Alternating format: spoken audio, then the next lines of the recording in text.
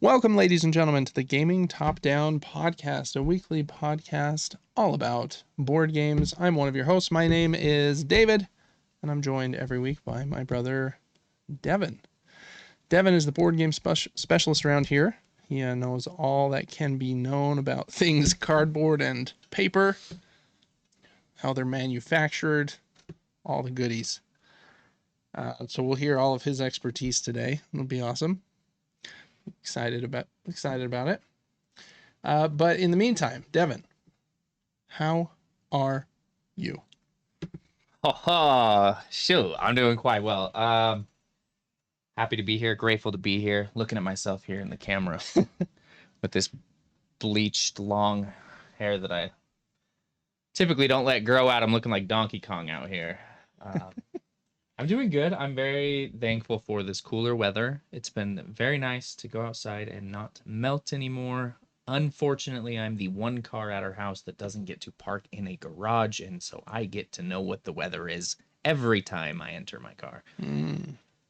And so it's been a little bit cooler, and that's been very nice for me, because I wasn't soaked in sweat when I got here, which I would say made my day about 10% better. Yeah. Usually I'm a little bit angry about that. That is nice. I love not sweating. I went golfing yesterday, and it was probably like 80, which is still warm, but not as blistering hot as it has been. It was a weird course, and we walked. I have a push cart, so it's like not too bad to walk because all my clubs are on 3 wheels. And everyone in your group walks.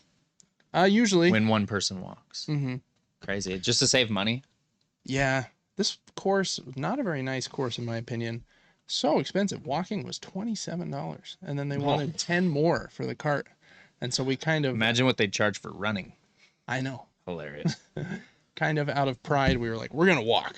We're not going to give them $10 extra. Mm-hmm.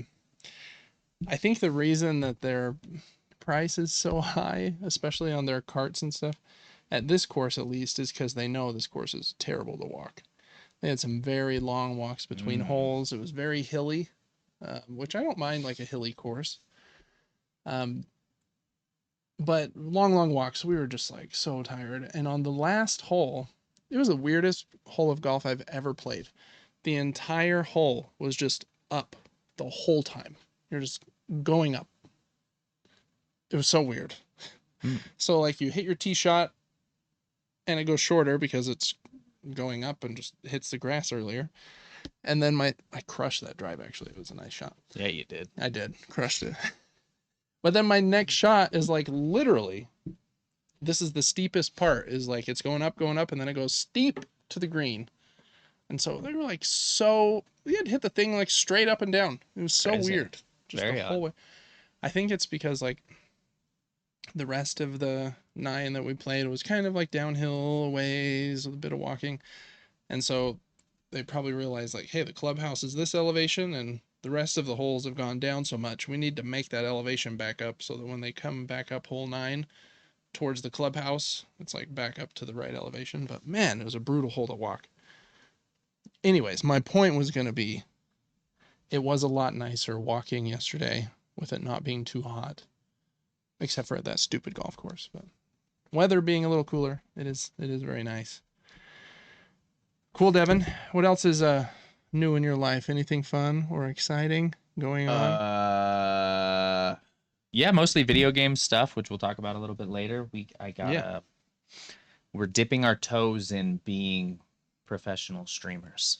Oh yeah, you got a game early. We did. We got in contact with 2K, and they've accepted us into their group of people in a Discord and their little network. And they gave us all keys to Borderlands 4 of the most expensive version of the game.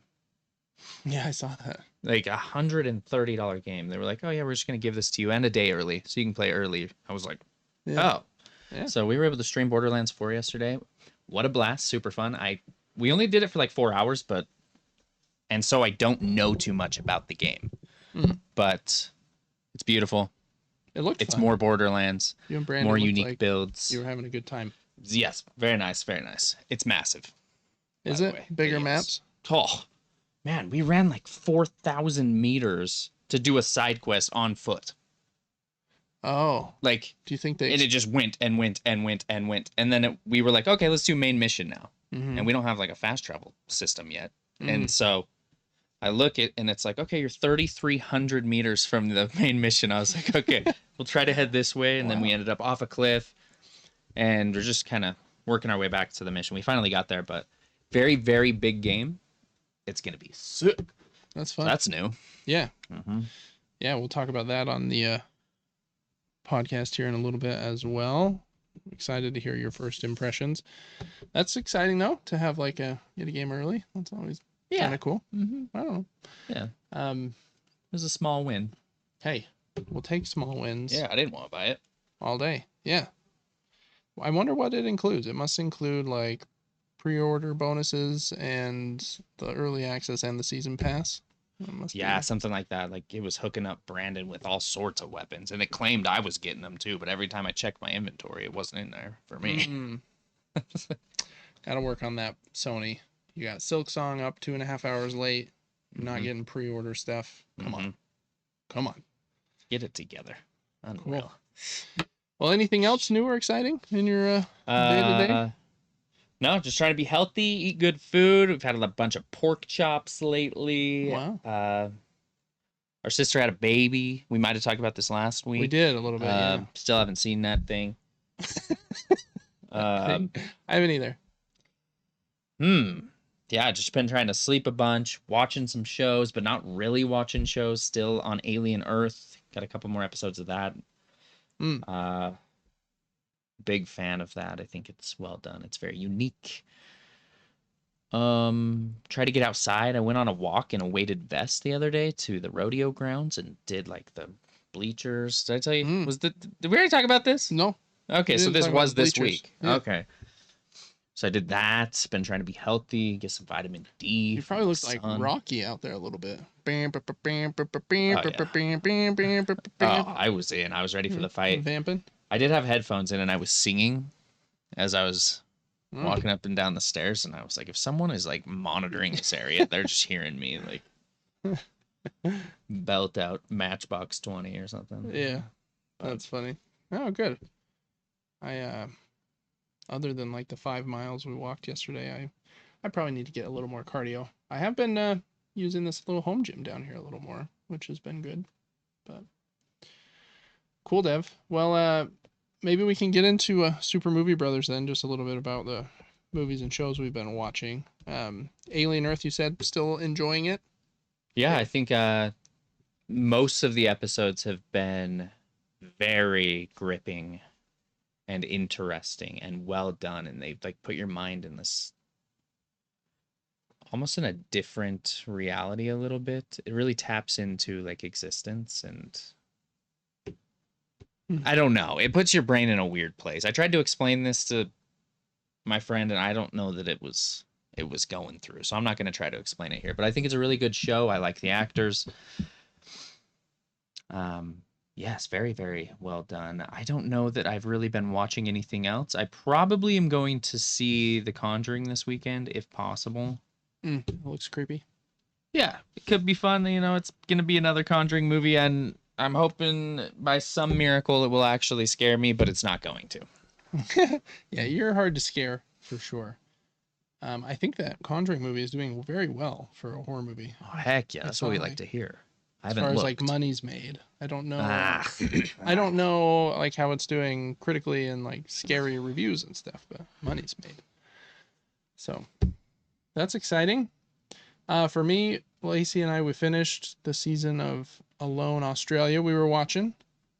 That was fun to finish.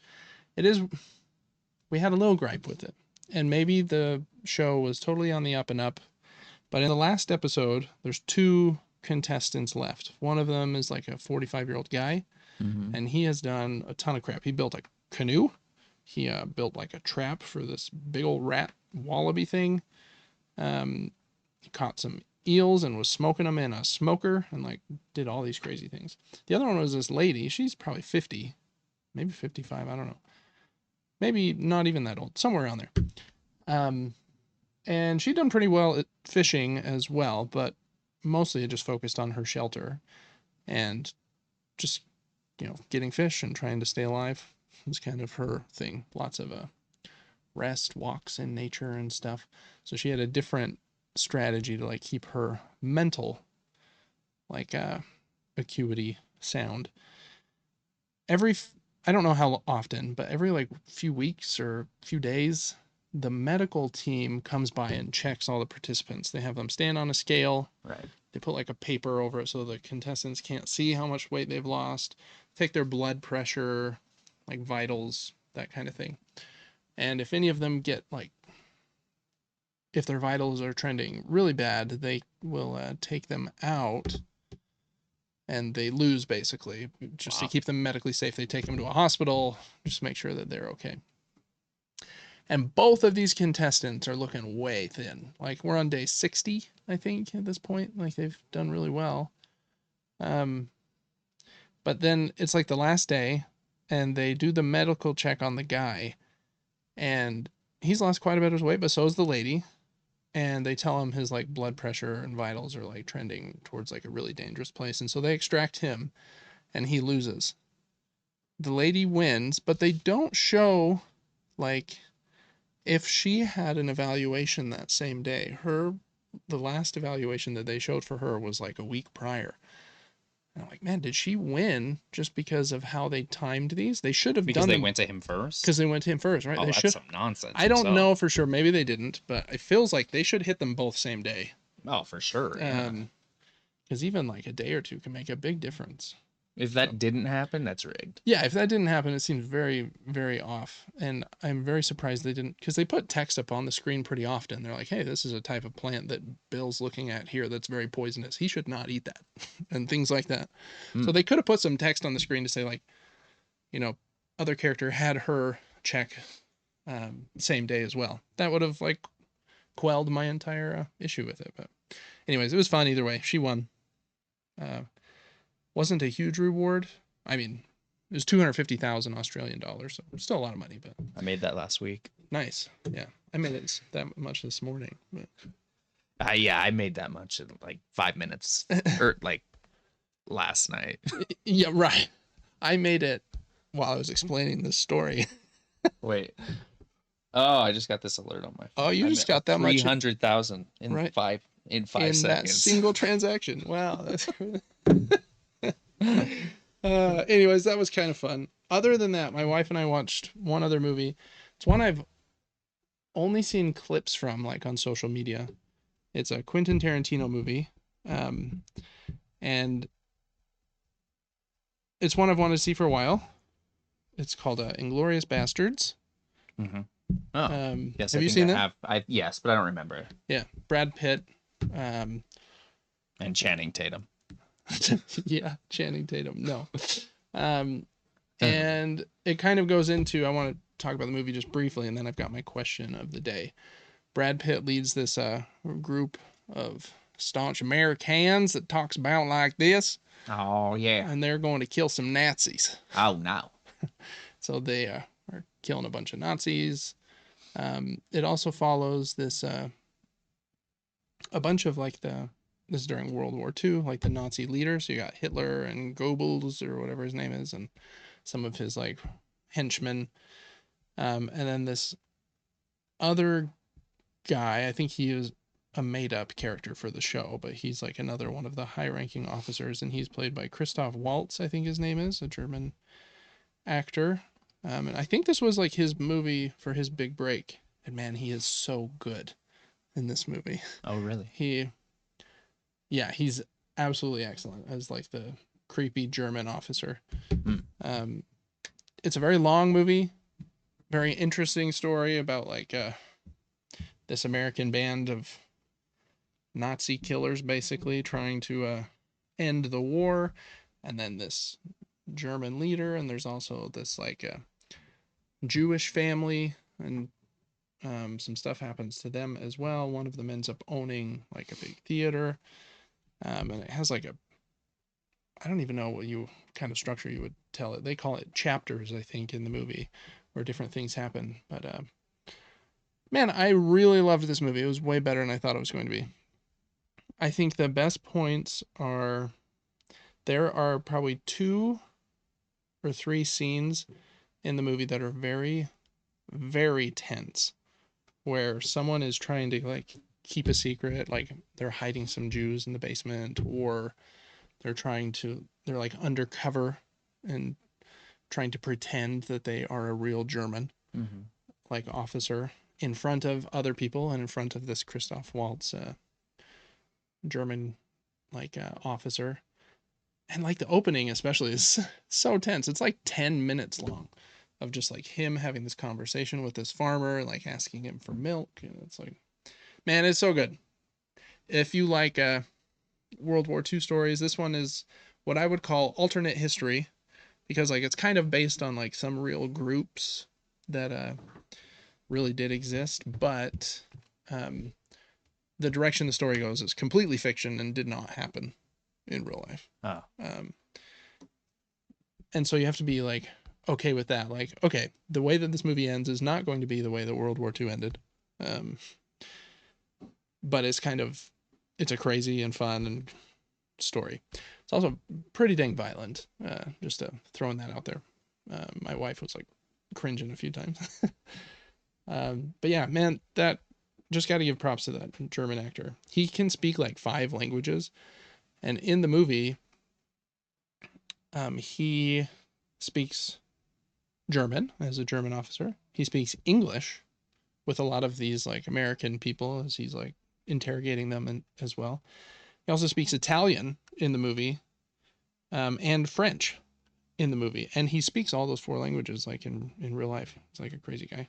It's crazy that he can only speak 4. I know, yeah. I speak 5. You learned the 5th one in the last couple minutes. It's also pretty cool. Like Michael Fassbender is one of the characters in the show, and I didn't realize he like grew up in Germany, so he speaks German too. But he has a little bit of an accent, and that's like played up in the story. They're like, "Where are you from?" And he's one of the undercover people trying to like hide his identity from. Um, it's really really good if you like a spy kind of World War II thriller. And I don't even know if thriller is the right word. It's kind of comedic as well. Got some dark comedy in there. Um, really good. It's made me curious to watch. I think that's the first Tarantino movie I've ever seen. I haven't seen like Kill Bill or Pulp Fiction or um, what other ones did he do? The Hateful Eight or Django Unchained or Once Upon a Time in Hollywood. You haven't seen any of those? I haven't. Oh, wow. Who directed Pan's Labyrinth? Guillermo del Toro. Huh. Yeah, he does crazy stuff too. I like his stuff. Big fan. He does did like the original Hellboy movies, I think, and he's actually in Death Stranding, the video game. He's like acts in it. Is he Stranding? Yeah, he's Death actually. No, I don't know. I don't either. Anyways, that movie was really good, and really like unique and kind of crazy.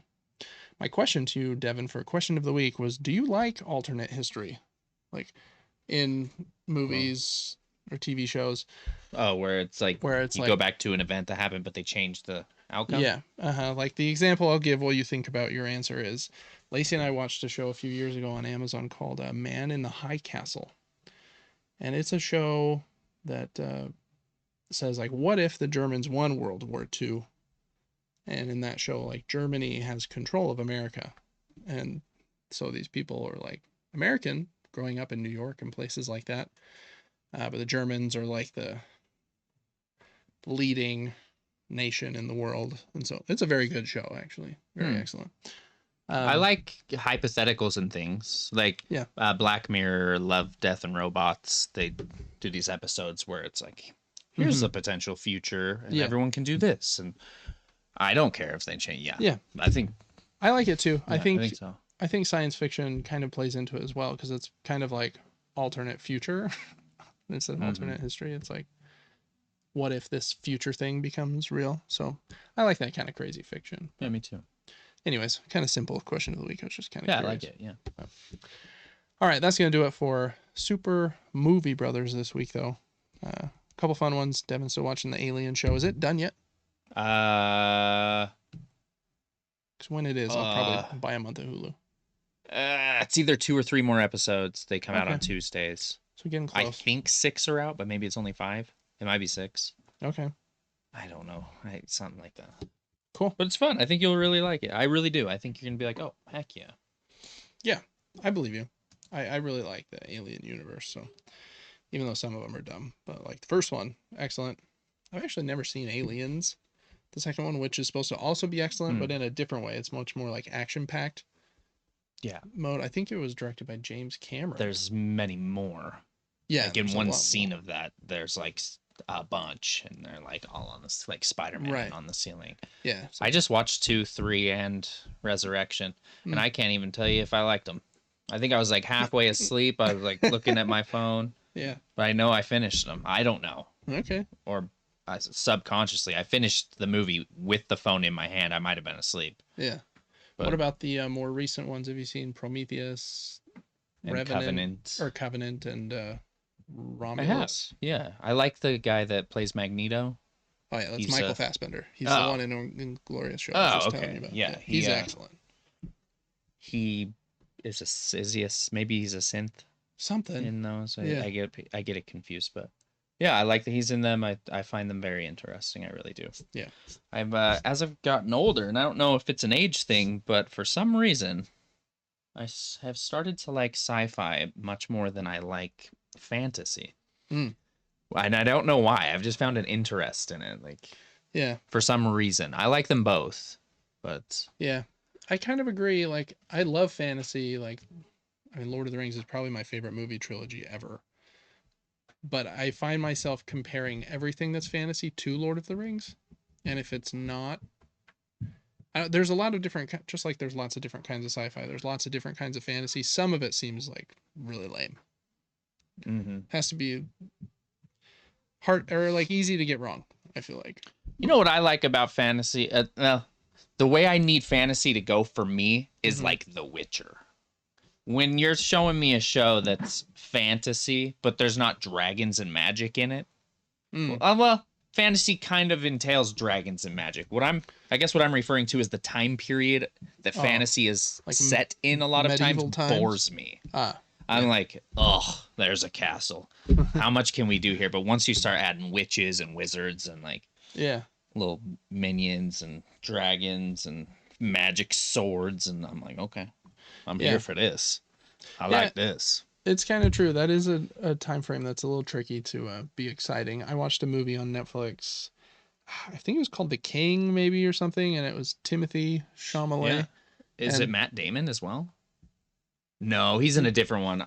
Continue. Sorry. Yeah. I don't think he was in it. And Robert Pattinson was one of the other leaders of the time, and it was actually pretty good. But like watching them like put on the chainmail and put on the armor, they got this huge sword that's so long and heavy to swing, and their fights are just like, "Hoa bam! I hit you in the armor and it didn't do anything." So you're right. Some of that is like a little. Yeah. Sometimes weird. I, for some reason, shy away from that exact genre. There's a movie with Matt Damon and Kylo Ren. Adam Driver. Yep, that guy. And. Yeah, what's that one called? They do something. Yeah. And then they end up fighting. Yeah. Over this girl, and ultimately I ended up getting the girl, but yeah, it was just kind of boring to watch them fight when I knew the outcome. Right, exactly. You get it. I get it, yeah. I agree. I love sci-fi too, though. Like, for some reason, it seems less, I don't know, less cringe or less lame, even though there's lots of different sci-fi, and some sci-fi is lame. Like, I don't like Star Trek. Well, I take that back. Like, I like a couple of the movies. I like First Contact, the one with the Borg. I think that's a good one. I enjoyed that. I enjoyed the Chris Pine ones enough as well. Yeah, honest. Those ones are okay. Like, they're just the original TV show. I'm just like, a little too procedural here, and I don't know. But what are we talking about? Alien sci-fi? Here we go. Who knows? Who are you? I don't know. Yeah.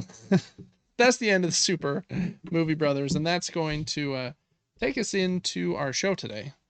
So make sure to check us out on Patreon at patreon.com/supergamebrothers. That's how you can support the show for just $1 or $2 or $3, $4, $5 a month. You can get early access to every episode of the show. You can write in with comments, questions, vote on the games that we play. We put everything up there. It's a grand old time. We have audio and video versions of both podcasts, and you get access to both of them there. We also have a giveaway at supergamebrothers.com. I think it's running through, I have the incorrect date on here. It's running through the end of November. So if you win, it'll be like a hooray Christmas kind of thing. You can get a gift card or a bundle of board games. So please check that out as well. All right, back here to our faces. That's going to bring us to the meat of the show. This is the Gaming Top Down Podcast, a weekly podcast about board games. And we're going to talk about 3 today. One of them is going to be here in the next couple of weeks. Just got an email. Kind of excited about that. Another one, Devin and I have both played. And we're going to give kind of like a quick little review about it. And then the third one, Devin has chosen off of my shelf of shame. And I'll tell him a little bit about it, why I got it, and then we'll wrap it up. I think 3 games, 1 episode. That'll be a good time. So first of all, going back to the screen, I got an email today that Sweet Lands just arrived in America, and it's gonna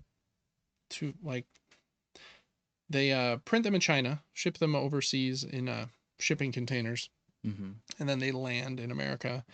And then from there, they unpack them and ship them to everybody like me. So last little bit of the journey. So it'll probably be here in 2 to 3 weeks. And I thought that was a good time just kind of to think about it again. Because that means I'll start to be excited about it. This is the game I wanted you to order me like an extra milk meeple in, right? That's right. There is a very cool milk meeple and a bunch of other meeples. This game is from a Japanese team called Uchibakoya, I think. Uchibakoya.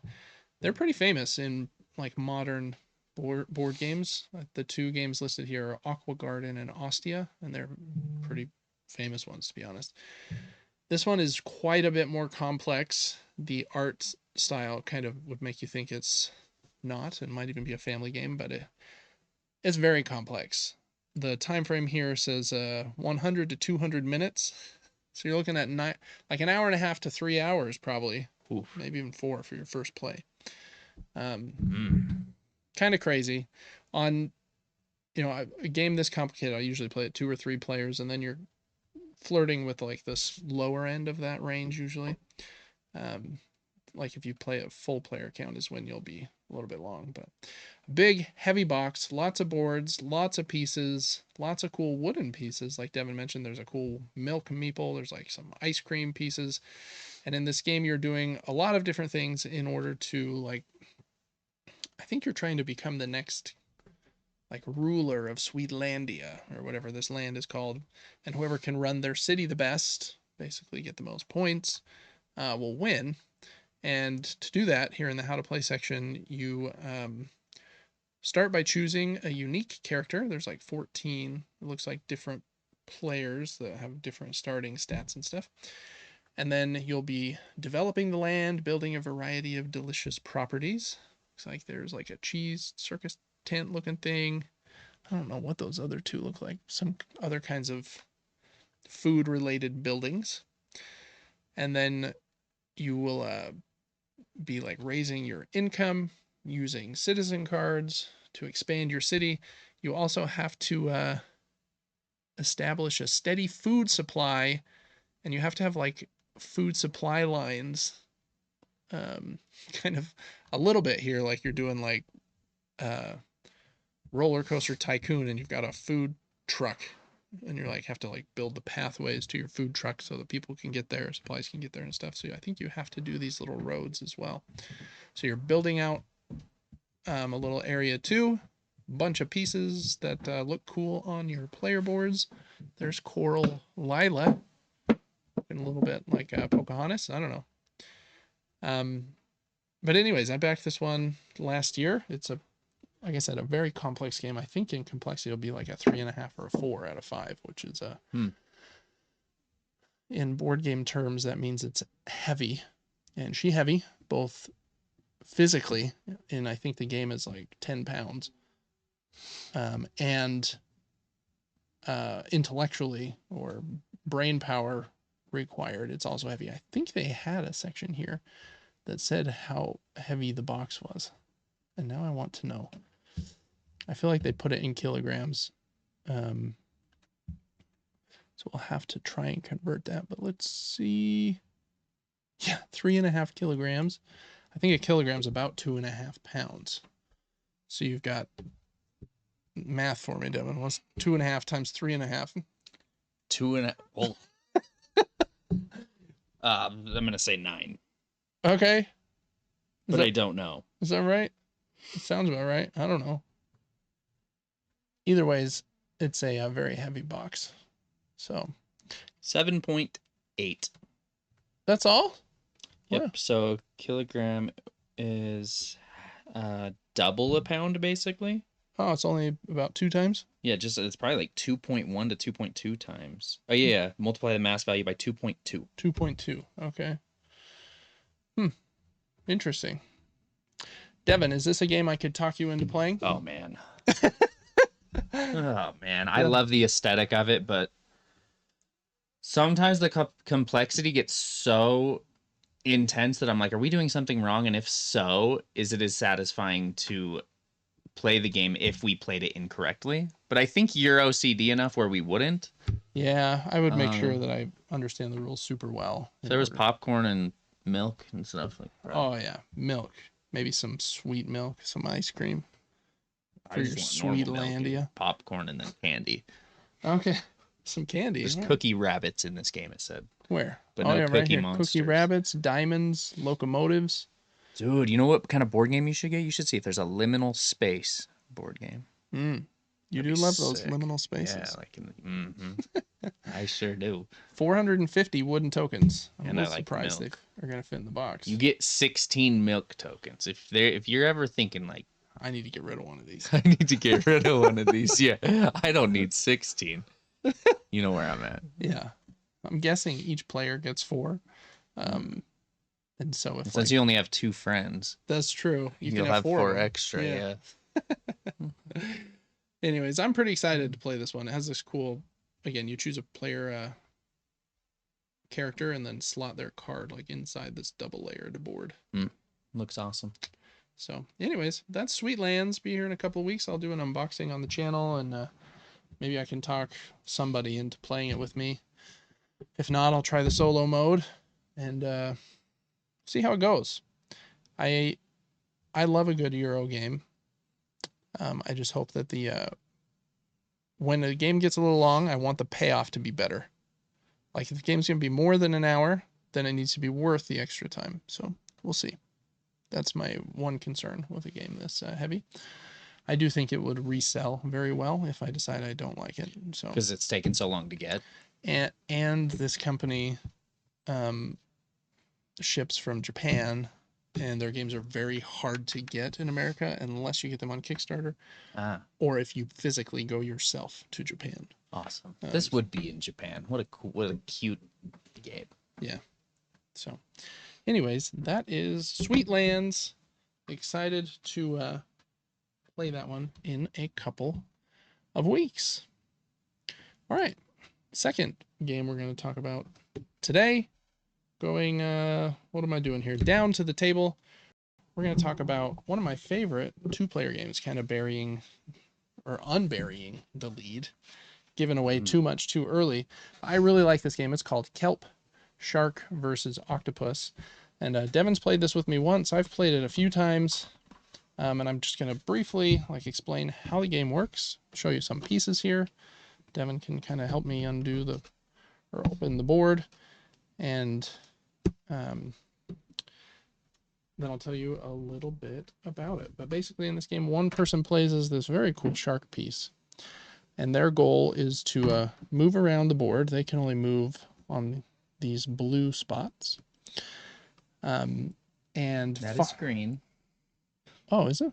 Oh, you're right. It's like a blue green, or is it just green? On the screen, it looks so blue, It does.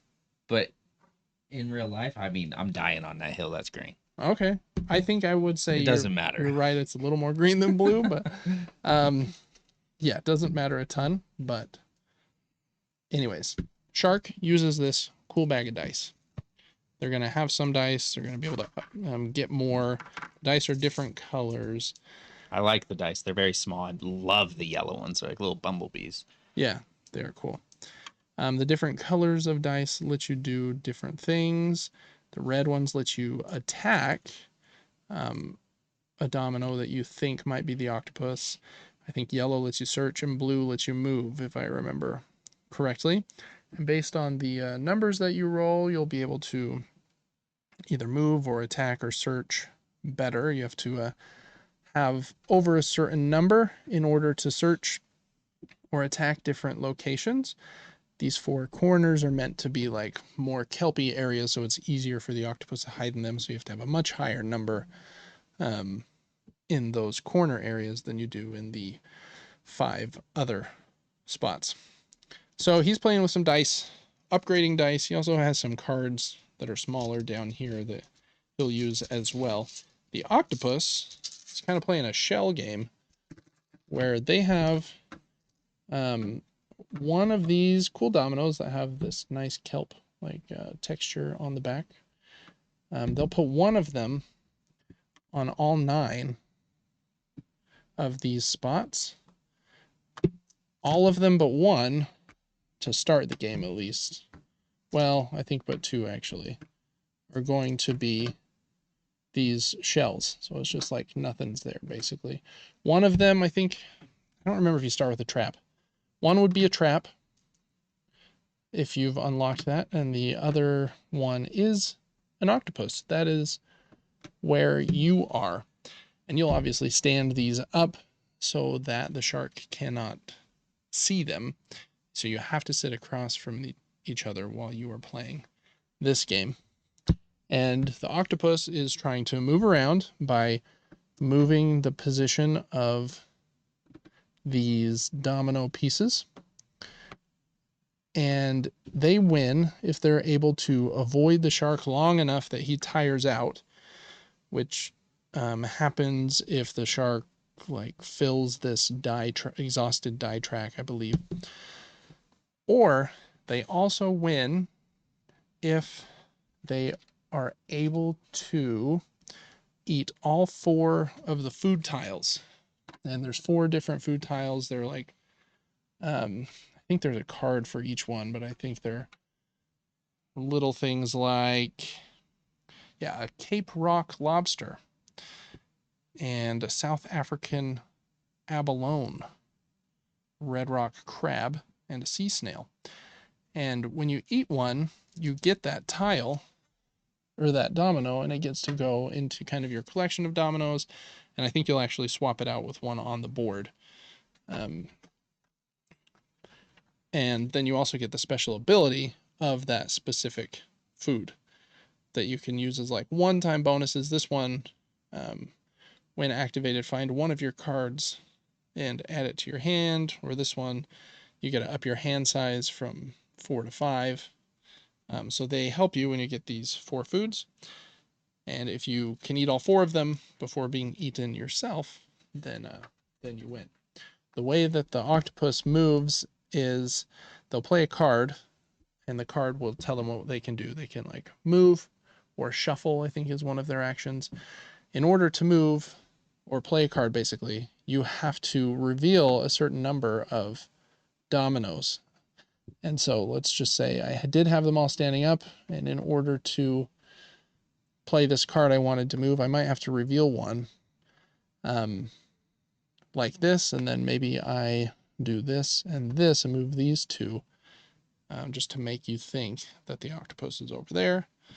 So then on the shark's turn, he might come around here, attack or search a certain tile. I tricked him a little bit. So you're trying to trick the shark with your movements, but every time you take an action, you have to reveal a certain number of your dominoes. So by you taking actions, you're revealing more of your hidden information. And anytime you eat a food, one of those 4 food tiles, you have to reveal where you are, because you can only um, eat a food if you, I think, are next to an appropriate domino as well. So you're moving around. The shark's going to know where you are at certain points, but then you can re-hide some. You can like shuffle them around. You can do, I forget what this might be the shuffle action where you get to draw a new one from your bag.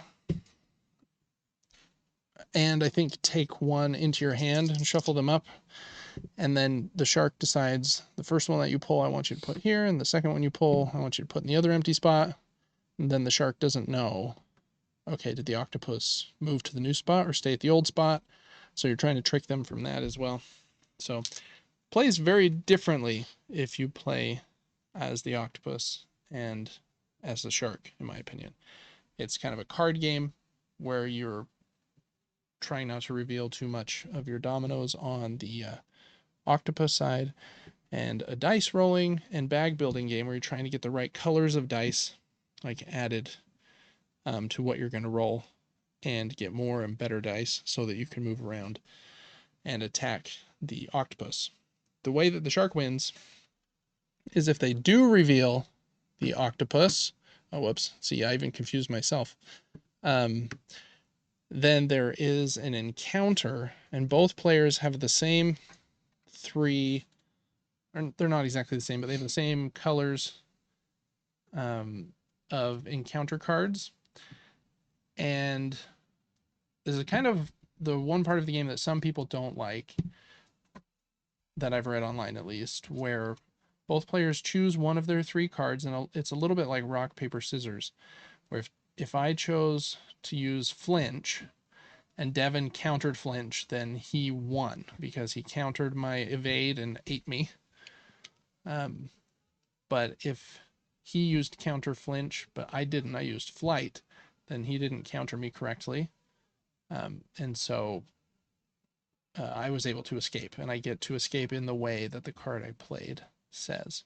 Then those cards, I think, are discarded, and then both players only have 2. So then the next time that the shark encounters, there's a 50-50 chance that they'll eat them. And then the third time, obviously, it's you only have the 1 card left, and so it's an immediate win on the third one. So very unique game. Devin, on the time you played as the shark. I did. Yeah, moving around trying to catch me. We actually have a playthrough on the channel if you want to see that. It was kind of fun. I beat you, huh? I No, think I don't know. I might be tripping. I can't remember. I remember it being close, but I think you maybe did get me at the end with the card thing. With the card thing. I set up a second camera in that playthrough so that you could see my tiles kind of from my point of view, but Devin couldn't. So it's a pretty fun playthrough to watch if you want to see that. But I know it's been a little bit. I think it's been about 9 months since. Boy, I don't remember 2 weeks ago. Since I played it with you, but do you have any recollection of if you enjoyed the game or not? It's about an hour to play, I think is what the box says.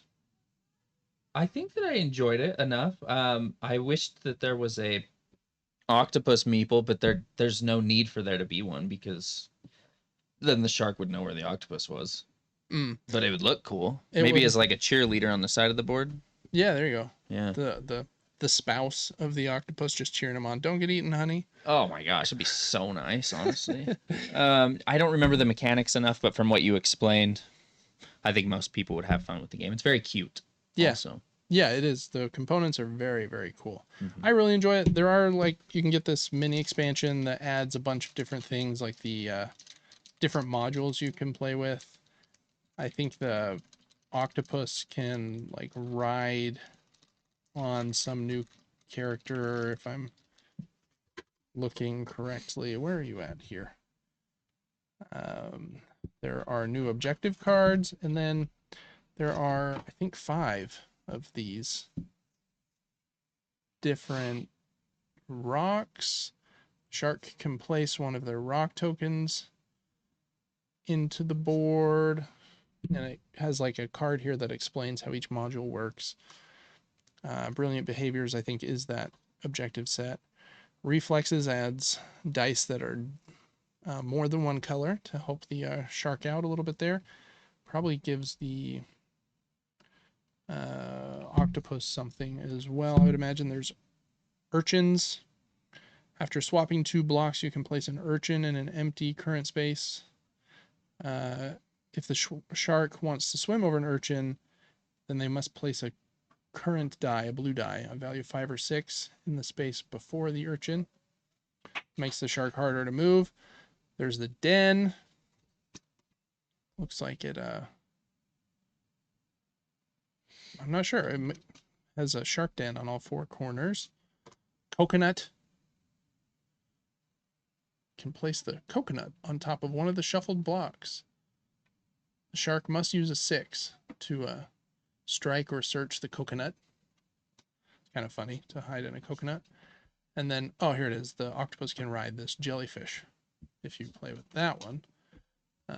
So some cool little modules as well if you get the expansion. I haven't played with those yet. But you have them? Yeah. Oh. I do have them. They have these cool new wooden pieces. I didn't see for, the multicolored urchins. dice. Yeah, where did I put those? Oh, they're right here in this little bag. Oh, they look like a nice. They're cool. These look like a snow cone, some fancy treat, or like a mixture of sherbet or something. Yeah, a couple Laffy Taffies that got pulled together. They're very nice. I like them a lot. Yeah, those are very cool. If you can't find these later, don't ask me where they went. Yeah, they're definitely not in your pocket.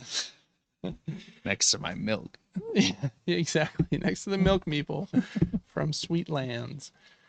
Anyways, as a kind of a quick review here, I think it has fun gameplay, plays in a good playtime. Your first time, it might be closer to 1.5 hours as you're learning everything. It's fun to play as both sides because you get to play a little bit of a different game, dice game or card game. And so I think that helps with the replayability as well. You already mentioned the components are really good. I think my favorite component from the game are these cool dominoes. It does feel good playing as the octopus, moving those around. But like Devin said, the dice are also very cool. I maybe wish they were slightly bigger, but the fact that they are small means they fit in this little bag. They fit on the board. The box doesn't have to be any bigger. So the small size doesn't hurt, in my opinion. I think the gameplay is fun. Some people might not like the rock, paper, scissors kind of shark attacks, but I don't know. If you've ever watched like a nature documentary and you see a shark like attacking some other like fish or a seal or something, like I feel like it is like kind of luck of the draw. They either got lucky and got them in their teeth or they bounced off, and so it seems a little thematic even if it's a little bit weird. And even though it's a little maybe strange of an ending, it is kind of fun to be like, ooh, I can maybe get out of this. And you put one of your cards down, and if you got out of it, it's like a big hooray. And if you didn't, then the shark's having the big hooray. So one of you is having a big hooray. Mm-hmm. It's always a celebration with Kelp. Yeah, exactly. So anyways, I really like this game. For me, Kelp is a platinum trophy, one of my favorite 2-player games. I really, really enjoy it. So anyways, that's kind of a quick little review here on the podcast of Kelp. Shark versus octopus. All right, Devin, let's put some of these pieces away real quick, and then we'll talk about the other game that we're going to chat about today. There's one thing it's kind of a bummer. I hate it when games, and this is unavoidable because like board games are a physical product, but this one came with like a little ding here on the corner, and it always does stink when something comes over a little bit not perfect. And you're like, do I send the company like a note and have them send me a new board? But to the company, that's like, we got to send a new board. We got to pay for shipping. That'd be like a $15 charge. And like, they're trying to survive and make money. I should have noted there's 2 sides you can play on. That's the side I should have shown. It's pretty. Yeah, this green one I think is the beginner side that they recommend first. So we maybe should have shown that. I'm just no beginner, you know. Yeah, exactly. You go right to the multicolored dice. Exactly. Yeah. Okay, we're going to continue after I go back to my face. We're going to continue kind of our tradition here of ending the podcast with the Shelf of Shame. This is where Devin picks a game off my Shelf of Shame that has way too many board games on it. And I tell him a little bit about the game, why I picked it, or bought it, I guess is the right term there, why I haven't been able to play it yet, and look at the pieces in the box. It's generally a good time. And the last few that we've looked at, I've actually played a couple of them. So you're helping me to clear out the Shelf of Shame, Devin. It's a good stuff. So which game did you pick for me this week in Shelf of Shame number maybe 6? This little fancy diamond-shaped basketball player called Basket Boss. Basket Oh, yeah. Boss. Mm-hmm. It does kind of have like a, I don't even know what you'd call that, kind of like flat edge design. Looks like a little diamondy. You're right. Basketball. This is a cool game. I really love basketball, and so the theme here helped pull me in for sure. I also think it's a very unique game. So let's open it up. I guess I'll show you the back of the box real quick. 2 to 5 players, 40 minutes for ages 11 plus. The idea in this game is you are like the manager of a basketball team, and you're just trying to draft players so that you have a good season and line up your players so that next season is also a good season, and the season after that is also a good season, etc.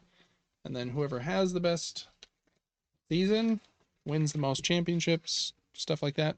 I think you get points in the form of these stars each season, and then the winners of each season gets these cool trophies that they'll keep their victory points on, like a gray one, or this gold one, excuse me, being worth 10 points. So each person will take a board. Let's say I had this green board and you had this blue board. You're the Bears, I'm the Beatles. Playing a lot of Silk Song right now, so Beatles makes sense. And then you have some starting players here, and before every round, there's an auction. LeBron That's games. LeBron games. A lot of these characters are unreal. Yeah, you got Airbud, and they're Devin Duration. a lot of them are like silly puns of real players. Tim Duncant. Timothy Duncant. Jackie Styles, the mascot. Yeah. I found Michael Jordan too, but they named him Mike L. Bullman. Mike L. Bullman, yeah. The players have different positions, like shooting forward, power forward, center, point guard, shooting guard. And then before each round starts, you're spending money to draft new players. And players have, I think, an amount of money that you have to pay in order to draft them. And it's actually an auction. And so whoever pays the most will get the players. Then there's actually also an injured guy. You don't want that guy. And I think it's whoever bids the least when this guy comes out gets him, which it's kind of funny. So you get a little nervous there. Oh yeah, here we got Lenny Birdman. And then when you get new players, you'll notice they have a different number of stars. And every year that they're on your team, these player cards will just kind of scoot one more slot higher. So Lenny Birdman has 3 stars his first season, then 4, then 5, then he tapers off 4, 3, 2. Whereas Ellis Oddman, he has 5 stars in year 1 and 2, but then goes 3, 1, 0, 0. And so you're timing players together so that you have as many stars as you can each year, but they have to match the positions so that you have one player of every position. And then each year they'll all kind of slide up. When somebody gets to the end, I think they retire and then like they are taken off. And so I think that one of the reasons, besides just loving basketball, it's supposed to be a really fun auction game where you're auctioning for these players. And then it has this fun time mechanic where your players are getting older each year. And then at certain times you will replace them with new players in order to maximize kind of your team's ability. It's a pretty simple game. Like I said, 40 minutes on the box. So it's not like hard. I've actually heard that you can know almost zero things about basketball and still like enjoy the game because it's more of just like an auction and kind of with what would you call this, like delayed, there's probably a name for this mechanism where things delay and like after time their value changes. And so yeah, even like I know Tom at the Dice Tower doesn't like basketball, but this is one of his favorite kind of quick auction games in kind of that vein. The reason I haven't played it yet, surprisingly, I think is the theme. I've pulled it out 2 or 3 times when I've had like 4 people over. It's usually me and my wife, my friend and his wife, and both of the wives are like, ugh, basketball game. And I've tried to tell them like it's not really a basketball game. They're players and you're making a team, but it's not like we're not dribbling, we're not passing, we're not shooting. We're just bidding for stuff, much like you would bid for, I don't know, metal or something in a different game. So I think we just need to change the game from Basketball to Love Island. There you go. And everyone's gonna be playing it. Yeah. You make this the Bachelor, and like the you have to have the best bachelors on here. Then I think that'd be so nice. Yeah. So I think surprisingly that the basketball theme has been a little bit of a turnoff. And I haven't been able to get over that barrier, but I do want to try it. I think the thin cards are very cool and kind of fun. Yeah. And because of that, it's very, very unique. I don't have another game quite like this one with like the time delay here of the value of different players. And I'm, again, haven't played it yet, so I don't know exactly how excellent the auction is, but I have heard good things. So looking at this game, Devin, is this one that you would try off of my shelf of shame? Yeah, I think it looks fun enough. I'm not like super, like I'm not going to be dreaming about this game. You're not going to be dreaming about Lenny Birdman? No, I'm going to be probably in the hollow nest thinking about Silk Song for the next 3 weeks. Yeah, that's true. Me too. But it looks fun enough. I think I understand the mechanics. It's not really about the basketball players. It's about their stars and just lining up the stars where they will be. Yeah, some of the players turns have very different kind of distributions where they start really bad. That guy's just 2 all the way. That's Steven Ash. That's not Steve Nash. That's not Steve Nash. This guy starts really great, tapers off a lot. We got starts pretty bad. That's Mike L. Bullman. So just different distributions you're lining up, trying to make a team. So anyways, that's Basketball. Pretty fun looking game that I have still yet to try, but maybe because you pulled it out here, we'll try it soon. All right. And that is going to end the Gaming Top Down podcast this week. Thanks so much for listening and watching. Please make sure to subscribe here on YouTube. Make sure to check us out on Patreon, where you can get the episodes early and vote on what we play right into the show, all those kinds of goodies. And make sure to check out Devin on Twitch. He's player 4 over there, plays lots of games, most every weekday. Sometimes it's a co-op game like Borderlands. Some days it's a single player game like Silk Song. I think those are the 2 you're playing right now. So just kind of getting those games out of there, but he plays lots of other kinds of games as well. Thanks so much for listening, and we'll see you next week for episode 71 of the Gaming Top Down podcast. Till then, have a good one.